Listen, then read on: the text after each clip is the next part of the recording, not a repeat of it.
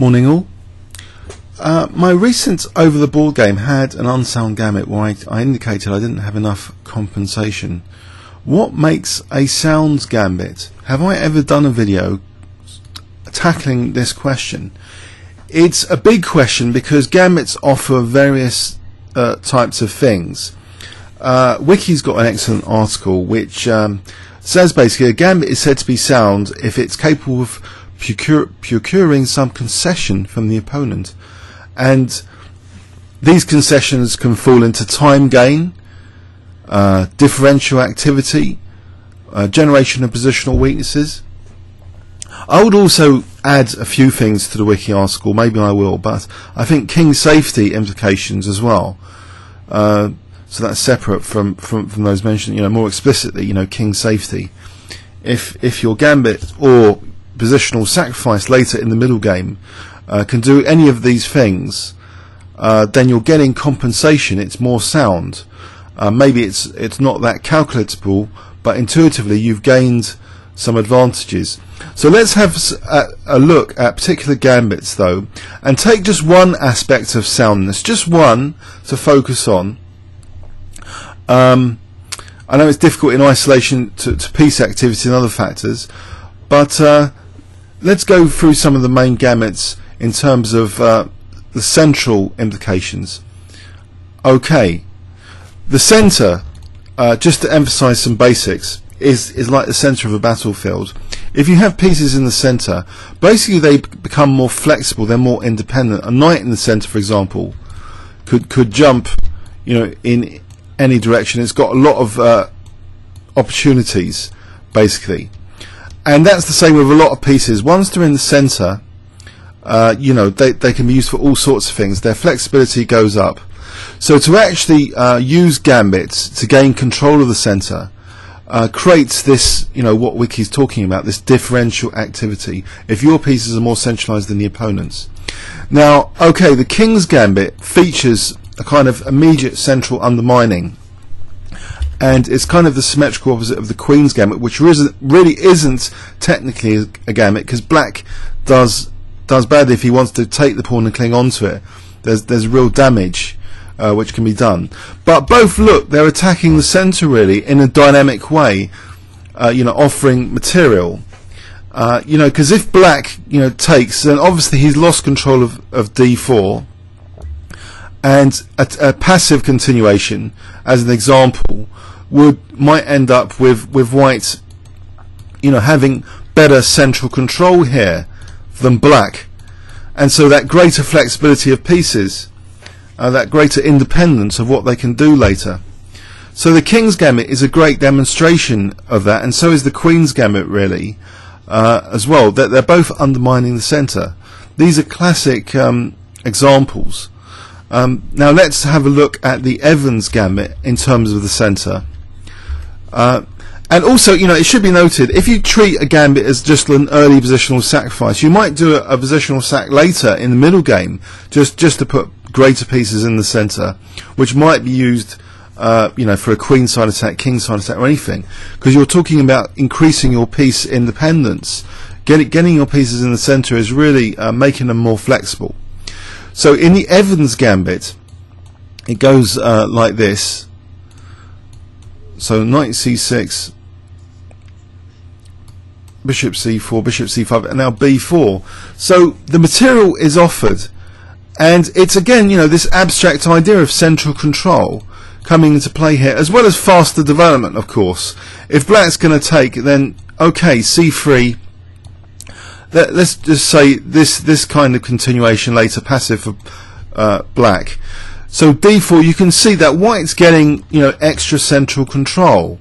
So again, in this Evans Gambit, which is a classic one, the fight over the centre remains a major fight. It's the centre of the battlefield, the virtual battlefield of chess. It's where your pieces have greater flexibility, this greater quality than the opponent's pieces. In the Rousseau Gambit, let's have a look at these main lists, this list at Wiki, and go through them in terms of their central implications.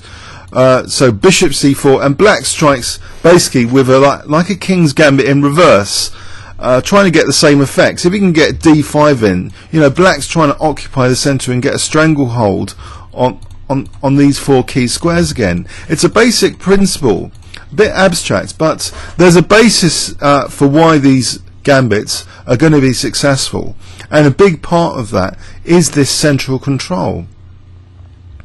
So let's look at the Morris-Smith gambit, which I've used a lot in my own blitz. So as well as getting a little bit of a speedy development, you know, the Morris-Smith does undermine black's control over the centre, because you know, as opposed to like say the closed variations, and with no pawn on c5, you know, black's got less of a grip on d4, and you know, white can often just continue very easily putting the bishops right across the centre, and it's very, very dangerous. I've won many games in blitz and bullet, and even in over the board. And if the rooks can come like this, then again, look, the central control, all the pieces across the centre. So it's not just the lead and development, it's this more abstract thing. This centre of the battlefield with these gambits is a recurring theme. You know, undermining the centre, trying to get those central key squares. The 2 knights defence, there's a gambit in that, but that's a bit deep. So let's just go to the black Medina gambit. So d4, d5. Now some people have asked, do I play this much? Sorry, d4, d5. It's one of the rare gambits you can get from 1d4 black Medina, BDG. So d4, d5. Pardon me, that's Queen's gambit. e4. Takes. Now if you play f3 immediately, then there's e5. So again, you know, you don't want to give black the centre. You just backfired on one of the major things you want here is greater central control, not less central control, or your king, you know, in the centre. So knight c3 is against e5 to be able to play d5, and then say a passive continuation again. The gambit here for the pawn. You're getting some piece activity, some extra development, but really the central control implications, check that out. In all these gambits, this central control implication is an important thing. It provides, you know, a major platform for your pieces. Okay, so we're getting a gist that there's a lot of gambits aimed at this central control and grabbing squares quickly. The From's gambit against f4 the birds, e5, as well as piece activity. You know, black's trying to also undermine a bit white's grip on the e5 square. But this is kind of sharp stuff, this g5 line, and it's a lot here about king safety as well. And in fact, you could argue that potentially white can mount a strong centre very quickly if black's not careful in this one.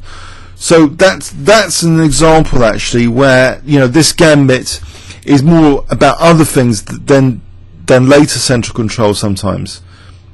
Okay, so let's go on. The Staunton gambit, so against the Dutch defence, to immediately rob black of control of the e4 square, to play the Staunton gambit. That e4 square, if black plays passively, he could be in trouble because it's the blasting diagonal also against the king later. But you know, white's lead in development and also the central control implications again. If black hasn't got as much control over the e4 square, then that's going to be you know, a good basis sometimes for all sorts of attacks, this extra central control. Okay, the Budapest gambit. So d4, knight f6, c4, e5. Now this one is, in terms of central control, it's not as hot, I would say, as some of the others. The Budapest. It's not something I don't usually play with this one. I think it's got some interesting properties in some variations. If black can get a nice knight on e5 and sometimes use the third rank for attack later, kind of cheekily, that sometimes happens in some games. But okay, but if we compare that to the Benko Gambit, which is more respectable in terms of credibility wise, it's more played. How does the Benko Gambit go? Okay, the Benko Gambit, d4 knight f6, c4 c5, d5 b5. You see, trying to get rid of this pawn, which is part of white's centre, could later, as well as giving black an initiative if it's taken like this, later d5 and e4 could be undermined further, or there could be just piece pressure implications like this on the diagonal on b2. So there's piece pressure combined with central pressure sometimes. Okay, so I think I just wanted to give this gist, really, that gambits are attacking the centre sometimes. And here's a really cheeky one. E4, E5, knight F3, D5, which has been played occasionally by strong players. But again, if white's not careful, he could, lose his central control rather badly if he doesn't know what he's doing against the elephant gambit, and end up in a passive position. I can imagine this kind of thing. Whoops.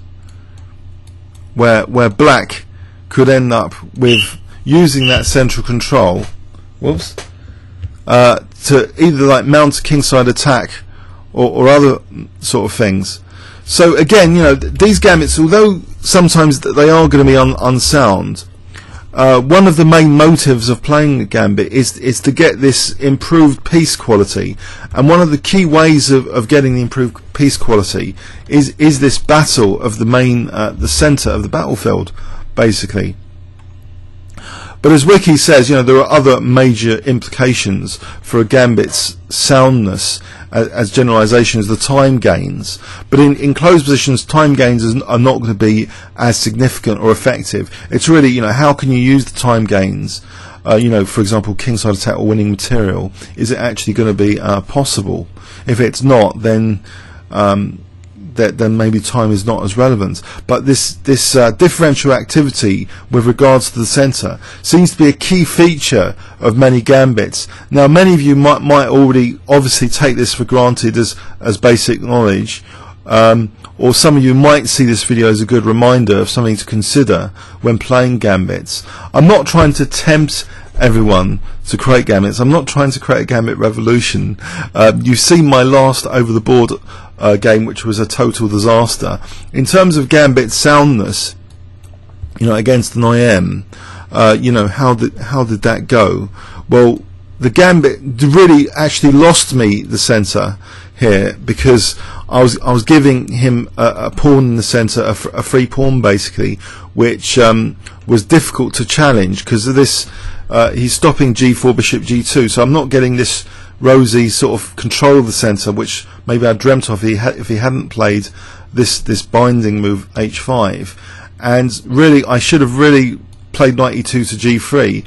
But so that was a great example of a totally unsound gambit, because it really gives black greater central control over the battlefield. So you can see, if you want to play a respectable gambit and maximise its soundness, this centre of the battlefield, the central control implications of the gambit needs to be factored in, as well as leads and development, and what you can do with those leads and development.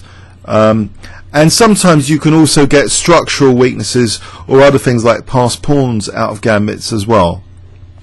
But I wanted to focus this particular video on the centre, and I hope I've done a quick overview of some of the main gambits listed in the wiki page with respect to central control. Okay, so I hope you got something out of that. Comments or questions on YouTube? Thanks very much.